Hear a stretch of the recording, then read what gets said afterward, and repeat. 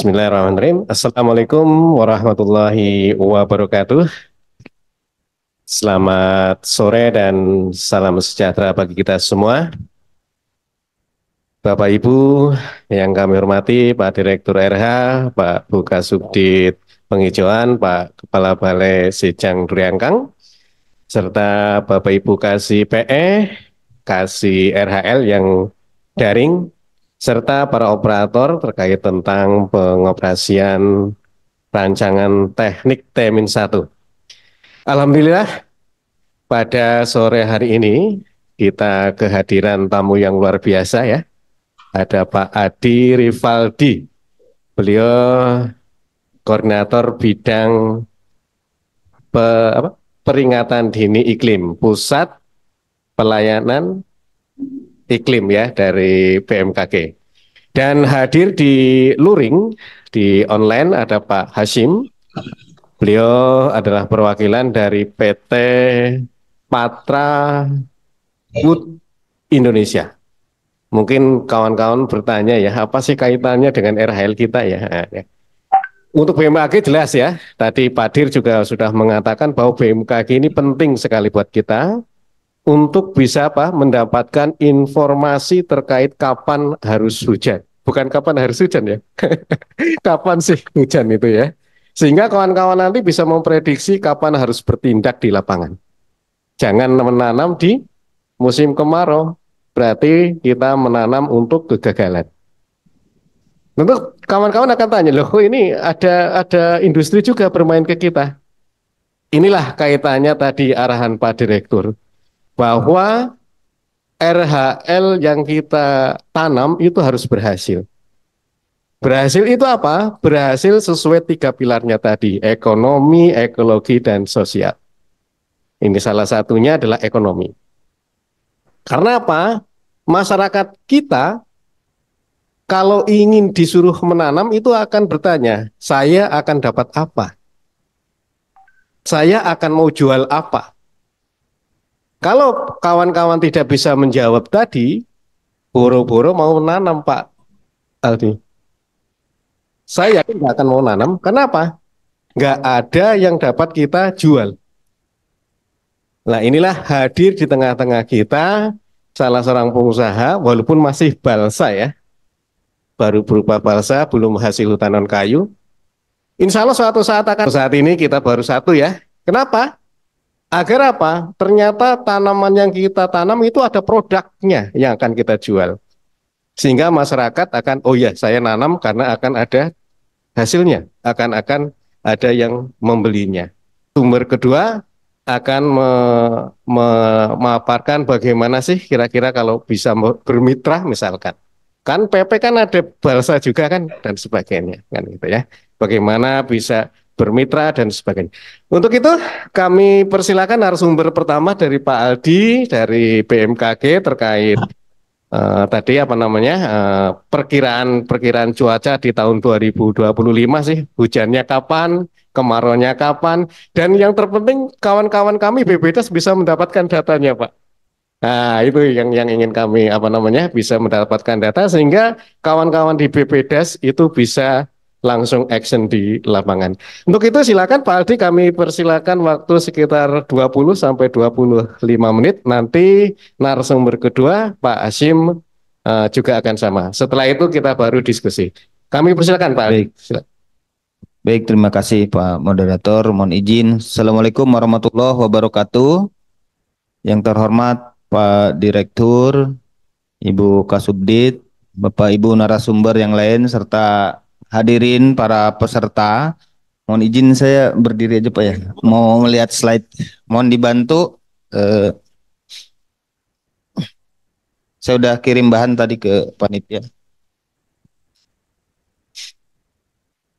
Baik Bapak Ibu sekalian, mohon izin kami dari BMKG Pusat Informasi Perubahan Iklim pada kesempatan siang hari ini senang sekali diundang untuk berdiskusi bersama Bapak Ibu sekalian. Pada kesempatan hari ini juga mohon izin Pak Kepala Pusat berhalangan hadir karena ada acara WWF di Bali untuk Water Forum, sehingga mewakilkan kepada kami di bidang peringatan dini iklim. Izin Bapak Ibu sekalian, mohon dari slide 1.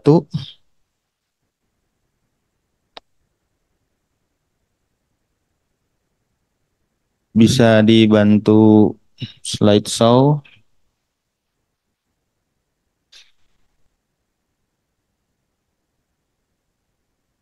Ya, Bapak Ibu sekalian, mohon izin ini di jam-jam yang berat kita harus berdiskusi tentang cuaca dan iklim karena Bapak Ibu sekalian akan melaksanakan program yang sangat sekali bergantung dengan kondisi cuaca yang iklim, apakah akan mendukung atau justru akan memperlambat gitu ya program atau di perencanaan Bapak Ibu sekalian di program rehabilitasi hutan. Nah, judul yang dibawa untuk diskusi pada siang hari ini, setelah El Nino, kira-kira bagaimana outlook iklim di 2024-2025. Kenapa El Nino diangkat? Karena memang tahun 2023 sampai dengan bulan ini tadi sudah disampaikan juga oleh Pak Direktur, kita sedang mengalami El Nino. Jadi setelah El Nino, kira-kira iklim kita akan seperti apa? Mohon dilanjut.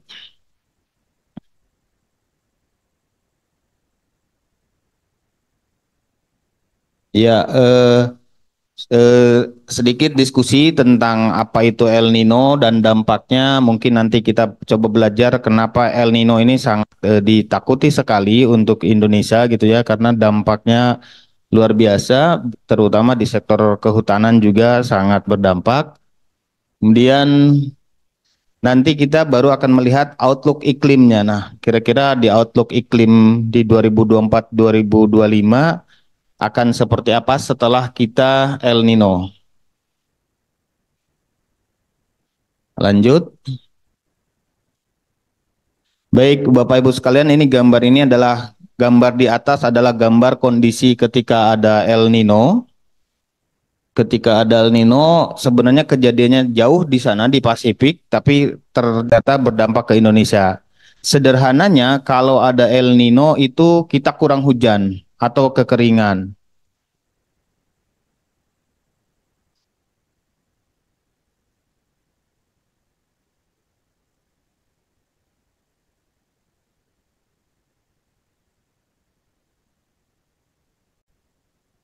Dan di gambar yang bawahnya itu adalah gambar laut dingin di Pasifik warna biru, itu gantian namanya La Nina. La Nina juga daerah jauh di daerah Pasifik tapi ternyata berdampak di Indonesia. Gantian kalau ada La Nina di Indonesia justru malah banyak hujan atau lebih banyak dari biasanya hujannya. Nah, selain itu kita juga ngelihat ada gangguan lain di iklim itu terkait namanya Indian Ocean Dipole atau IOD di belakang Sumatera gitu. Kemudian kita juga harus ngelihat anginnya karena biasanya kalau angin barat berarti kita masuk musim hujan, angin timur musim kemarau. Kemudian kita harus lihat laut di kita juga apakah hangat atau dingin. Kalau laut kita hangat berarti banyak penguapan, banyak awan.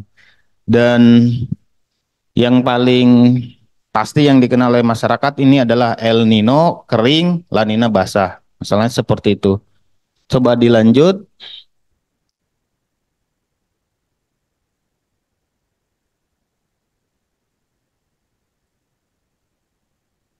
Next slide. Boleh. Ya, ini gambaran kondisi El Nino di sepanjang di 40-50 tahun terakhir gitu ya, dari pantauan tahun 1950 sampai dengan 2024. Kalau kita lihat di sini di 30 tahun pertama kejadian El Nino La Nina tuh rada-rada jarang tuh. Merah El Nino, biru La Nina. Kemudian di tahun 81 ke sini, coba sambil diklik, 81 ke sini itu dari merah ke biru, biru ke merahnya itu relatif lebih sering. Sehingga periode ulang untuk El Nino La Nina menjadi lebih sering. Di catatan kami, dari sepanjang tahun 81 sampai 2023, ada 17 kali kejadian La Nina, artinya 17 kali tahun basah, 14 kali kejadian El Nino, 14 kali kejadian kering. Artinya 31/42, hampir 3/4 atau 75% iklim kita Indonesia itu akan diganggu kalau tidak ada El Nino, gantian ada La Nina. Sehingga antisipasinya harus beda-beda nih. Pasti Bapak Ibu yang hafal di lapangan, antisipasi di tahun kering dan di tahun La Nina ini benar-benar harus berbeda.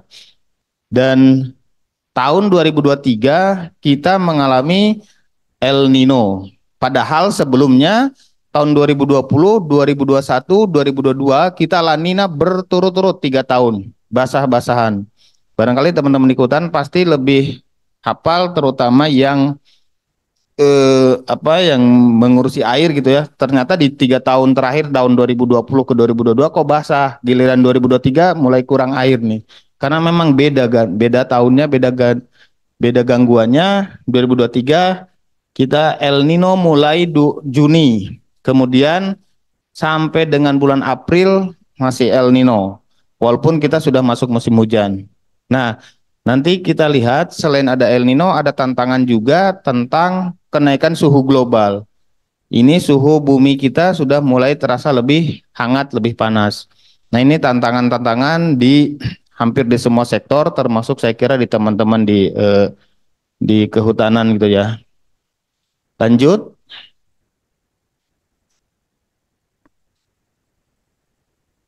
Lanjut. Nah, El Nino sebenarnya kapan kejadian El Nino selalu paling ininya tepatnya kita ngelihat di bulan April Mei.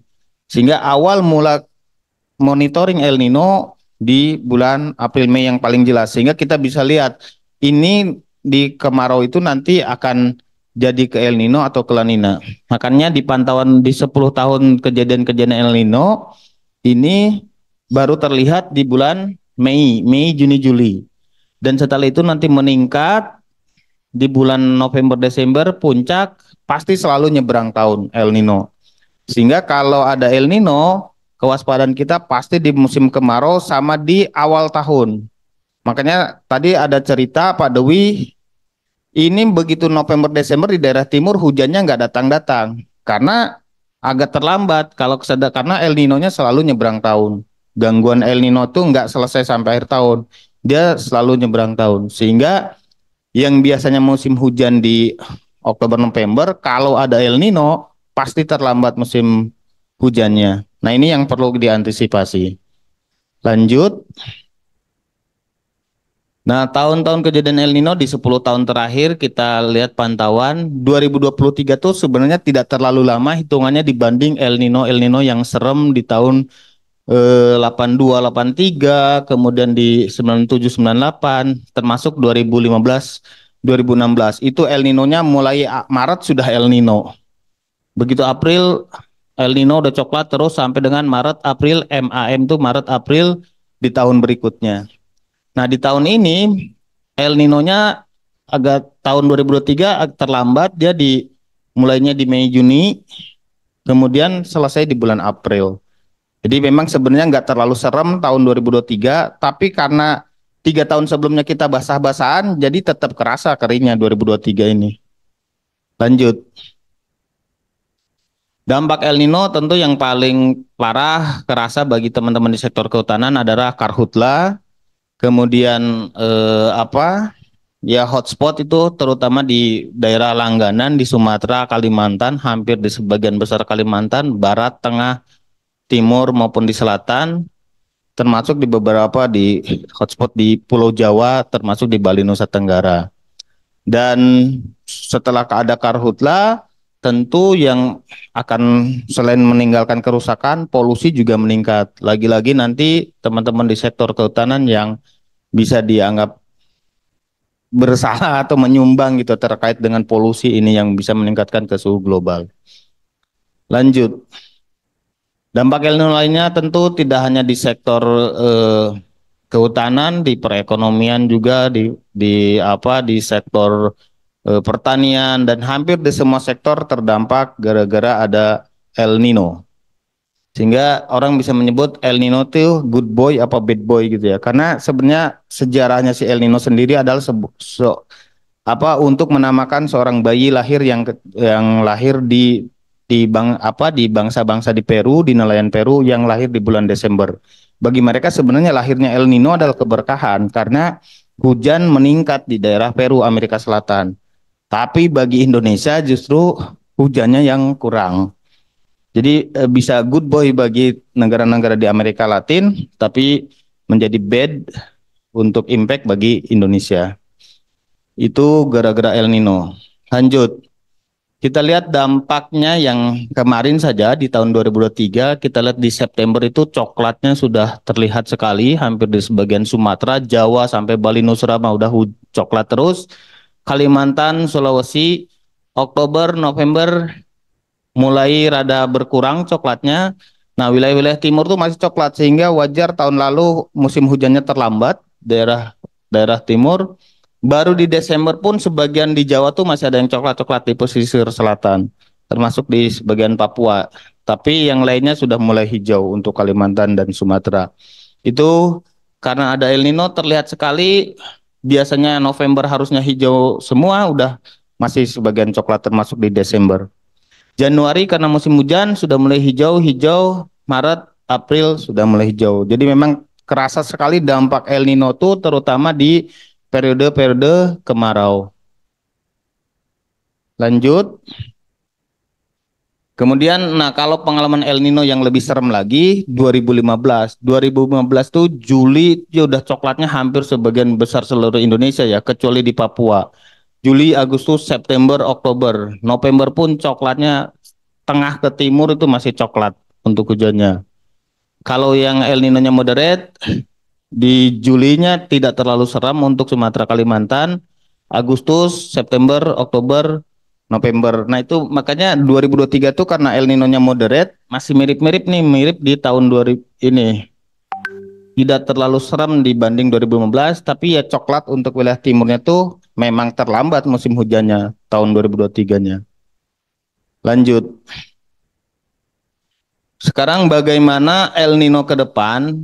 Beberapa pusat yang memprediksi El Nino tidak hanya di BMKG, tentu kita merefer juga dari NOAA itu Amerika, NMMA Amerika Kanada, BOM Australia, kemudian yang di bawah ini dari NOAA juga Amerika, yang di tengah Korea, kemudian HMF dari Inggris.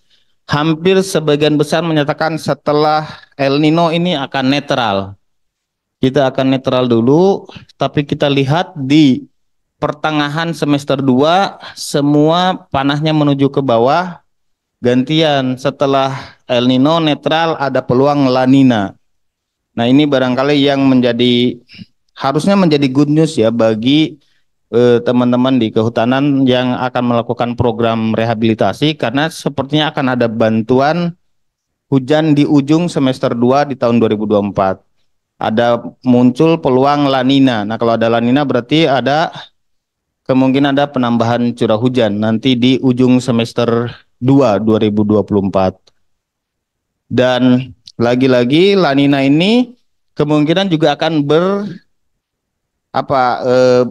sampai dengan berlanjut sampai setidaknya di awal tahun 2025. Nah, seharusnya barangkali yang kalau program-programnya butuh banyak hujan, harusnya ini menjadi good news gitu. Akan ada muncul La Nina di semester 2024. Lanjut. Ini dari gambar-gambar yang tadi kalau kita dirangkum. Jadi sebagian besar memang kita El Nino akan segera selesai nih di Mei ini, akan netral dulu. Begitu Juni juga netral, Juli, Agustus. Nah, ini La Nina akan hadir. Walaupun tidak akan sekuat gitu La Ninanya, masih di kisaran lemah atau moderate. Lanjut. Gangguan yang berikutnya di belakang Sumatera gitu ya, di Indian Ocean untuk dipole mode, memang memprediksi dipole mode-nya netral juga, kemudian nanti baru ada ke arah positif. Nah, gantian ini kalau dipole mode-nya positif justru akan agak pengurangan curah hujan nih, terutama di wilayah Sumatera. Nah, barangkali ini juga untuk kehati-hatian di periode kemarau di Sumatera. Lanjut.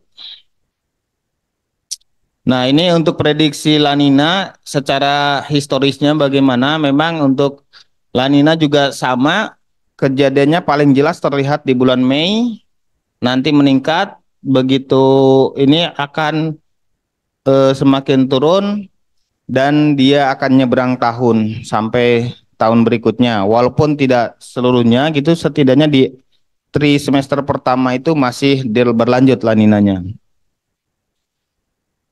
Lanjut. Ini histori La Nina. Nah, kalau kita ngelihat histori La Nina, silahkan diklik dulu. La Nina yang terjadinya di pertengahan semester 2, biasanya memang itu kita lihat yang gambar warna biru gitu ya. Diklik silahkan. Itu pernah terjadi di tahun 95, 83, 84, 95, 98, 2007, 2016. Nah, La Nina yang terjadi di tengah tahun memang tidak terlalu lama, walaupun sempat nyebrang tahun, jadi tidak berlanjut gitu ya. Tidak sampai La Nina berturut-turut atau berlanjut di tahun berikutnya. Sehingga barangkali kewaspadaannya tentu La Nina yang terjadi di semester 2 2024 walaupun akan geser akan nyebrang tahun, paling hanya bertahan 2 sampai 3 bulan di awal tahun. Setelah itu akan netral dulu. Kecuali nanti di bulan Mei 2025 akan kecenderungan apakah lanjut ke La Nina terus atau memang dia balas lagi ke El Nino. Nah, itu baru dilihatnya nanti di April Mei 2024. Tapi setidaknya kalau buat program Bapak-bapak di semester 2 ini, kita kewaspadaannya di semester 2, di pertengahan semester 2-nya. Akan ada kemungkinan bantuan penambahan hujan lah setidaknya untuk wilayah-wilayah yang di ujung kemaraunya. Tapi yang kemarau di Mei, Juni, Juli ya masih ada kemaraunya gitu. Karena kita habis El Nino netral dulu. Lanjut. Nah, dampak La Nina jika memang nanti terjadi La Nina, kita bisa lihat peluang La Ninanya tuh akan mulai kuatnya di atas 70% tuh Agustus, September, Oktober ya. Di atas 70%. Berlanjut sampai dengan DJF Desember, Januari, Februari masih La Ninanya. Dampaknya cukup signifikan peningkatan curah hujan. Jadi yang hijau-hijau ini adalah yang daerah-daerah yang akan mengalami peningkatan curah hujan jika terjadi La Nina. Lanjut. Nah, ini bagaimana kita ngelihat selain El Nino La Nina, saya katakan tadi melihat dari musimnya ya, dari angin.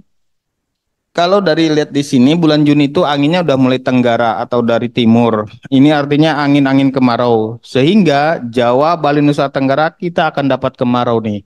Juni kelihatan akan kemarau, Juli juga kemarau. Kemudian coba lanjut. Di Agustus juga angin timuran masih kuat, berarti masih kemarau. September juga angin timuran masih kuat, masih kemarau juga. Lanjut. Oktober, November. Nah, di Oktober masih ada kemarau karena angin timuran. Di November walaupun anginnya timuran tapi udah landai, dia tidak nyebrang ke Jawa, dia masih hanya di daerah-daerah di selatan Jawa gitu ya. Sehingga ini kemungkinan di November itu sudah mulai gantian gitu ya. Bahkan yang di satunya itu anginnya itu bukan tipikal angin kemarau. Lanjut. Nah, ini gambaran kondisi kita di bulan Mei ya. Di bulan Mei kalau kita lihat gambar di sini yang saya lingkarin ini kalau fokus Jawa, Bali, Nusa Tenggara memang masih clear gitu ya. Lagi sudah mulai hujan, udah mulai kurang. Kalau yang orange-orange inilah yang masih ada hujan-hujan yang lebat. Makanya saudara-saudara kita yang di Sumatera tuh di Sumbar, Sumut tuh masih hujannya masih cukup kencang karena sumbangan uap airnya juga cukup banyak gitu ya dari Indian. Tapi kalau yang di Jawa, Bali, Nusa Tenggara itu sudah mulai kering, udah mulai clear, awan-awannya sudah sangat kurang. Coba lanjut. Ya, ini jam berapa nih? Jam 12 siang juga clear. Lanjut. Jam 4 sore juga masih clear. Kecuali di Banten tuh, Banten sama sebagian di Jawa Barat masih ada hujan yang orange itu. Kalau di yang lainnya masih clear. Lanjut aja sampai malam pun. Nah, cuaca di wilayah kita di bulan Mei ini masih clear gitu ya. Masih memang udah mulai kurang hujannya. Lanjut. Kemudian BMKG juga memonitoring namanya hari tanpa hujan. Wilayah mana yang sudah tidak ada hujannya yang panjang gitu ya. Kalau sudah coklat-coklat ini berarti 21 sampai 30 hari sudah nggak ada hujan. Nah, ini di Jawa sebagian besar tuh sudah mulai coklat-coklat nih. Kecuali di NTB NTT malah masih ada hijau. Jadi walaupun ada coklat, justru di NTB NTT masih ada yang hijau nih. Masih ada dalam 1 sampai 5 hari masih ada hujan. Kemudian di Banten sama sebagian Jawa Barat juga masih hijau dan kuning berarti masih ada hujan. Tapi kalau kita lihat di Jawa Barat bagian tengah ke timur sampai Jawa Timur, Bali itu sudah mulai banyak yang coklatnya. Artinya hujannya sudah mulai jarang ya. Di pantauan kami di dasaran 1 bulan Mei. Di 10 hari pertama bulan Mei. Kecuali Sumatera, Kalimantan, Sulawesi masih saja hujannya cukup intens, masih hijau-hijau dia. Lanjut.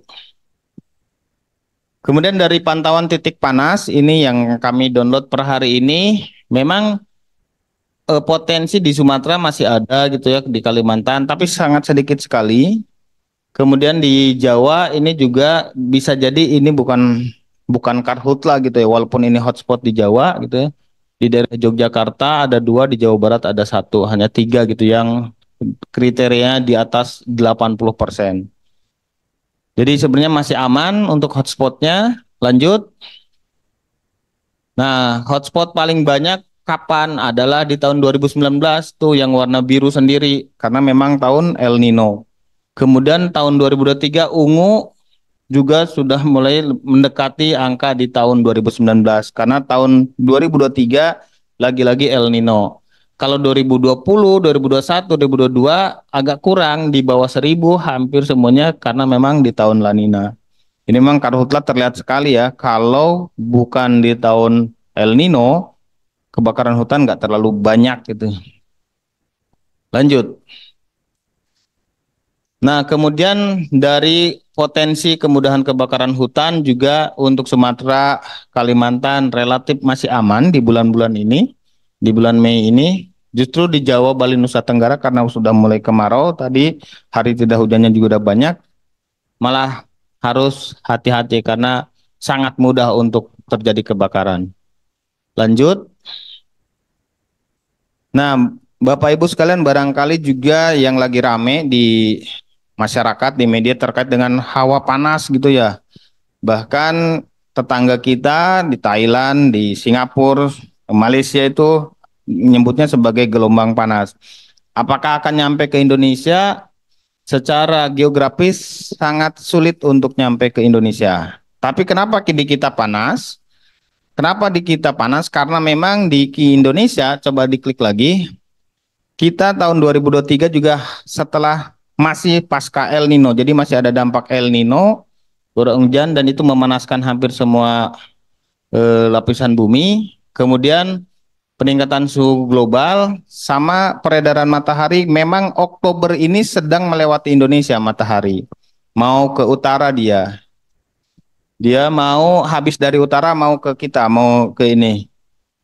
Kemudian di bulan Maret ini dia mau jalan ke utara karena nanti bulan Juni, Juli, Agustus mau summer, musim panas di utara, di bulan bumi utara. Sehingga Maret, April itu sedang melewati Indonesia. Sehingga wajar Maret, April kita suhunya maksimum sekali. Tapi itu bukan gelombang panas. Kemudian kapan lagi? Mei ini akan sudah mulai berkurang. Tapi nanti Oktober muncul lagi nih. Kita akan merasa panas lagi, suhunya maksimum lagi karena matahari balik lagi ke melewati Indonesia. Dan harus dibedakan juga suhu yang dirasakan sama suhu yang terukur gitu ya. Jadi antara suhu yang terukur itu bisa selisih 2 sampai 3 derajat. Jadi kalau ada tulisan feel like 43 derajat, artinya suhu di sana tuh paling 40, 41 saja. Tapi terasa lebih dari 43 derajat. Itu juga yang dirasakan di Indonesia.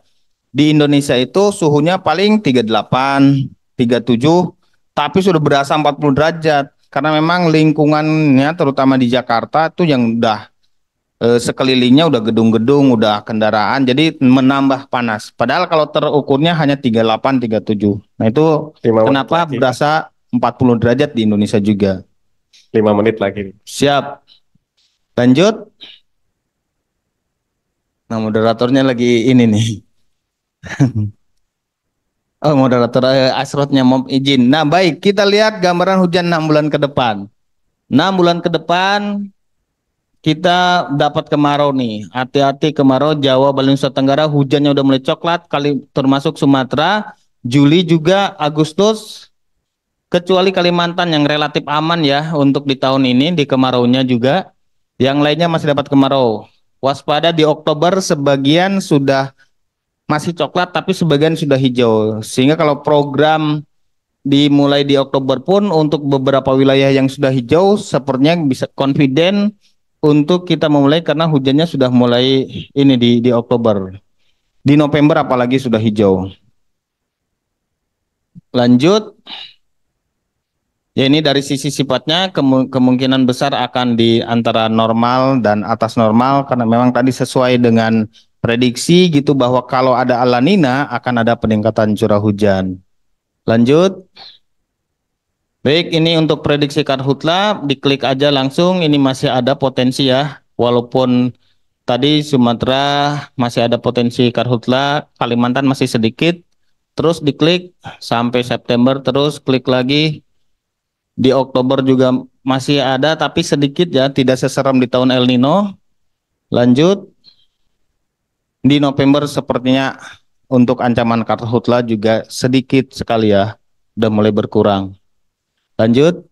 Baik, sebagai resume dari diskusi pada siang hari ini, El Nino 2023 sudah akan segera netral atau berakhir pada bulan Mei, Juni, Juli. Waspada, Agustus La Nina muncul.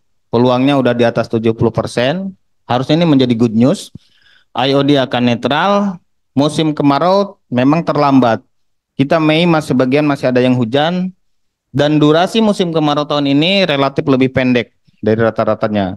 Sehingga tadi kita lihat di Oktober sudah mulai sebagian ada yang hijau, bahkan November sebagian besar sudah hijau. Potensi karhutla 2024 berpeluang terjadi di Sumatera masih ada, walaupun tadi semakin berkurang ya. Tapi kewaspadaan tetap di Juni Oktober, meskipun tidak sekuat dan seluas tahun El Nino. Outlook iklim 2024-2025 dengan adanya peluang La Nina di semester 2 2024, mudah-mudahan ini menjadi mendukung program perencanaan ataupun pelaksanaan ya, karena akan ada penambahan atau peningkatan curah hujan di ujung musim kemarau. Setidaknya tidak mengkhawatirkan untuk yang wilayah-wilayah yang biasanya berdebar-debar menunggu kapan musim hujannya. Nah ini karena musim kemaraunya relatif lebih pendek, berarti kan musim hujannya tidak perlu dikhawatirkan. Harusnya menjadi good news. Barangkali demikian informasi untuk update informasi iklim yang akan terjadi di 2024-2025. Mohon maaf atas segala kekurangannya. Kami kembalikan ke moderator. Assalamualaikum warahmatullahi wabarakatuh. Beri aplaus ya Pak Rivaldi, terima kasih sekali. Ini juga merupakan kabar gembira ya. Ternyata 2024 kemaraunya kecil ya, Alhamdulillah. Tapi bukan berarti kawan-kawan santai-santai aja, nanamnya Desember saja, kan nggak bisa kayak gitu ya.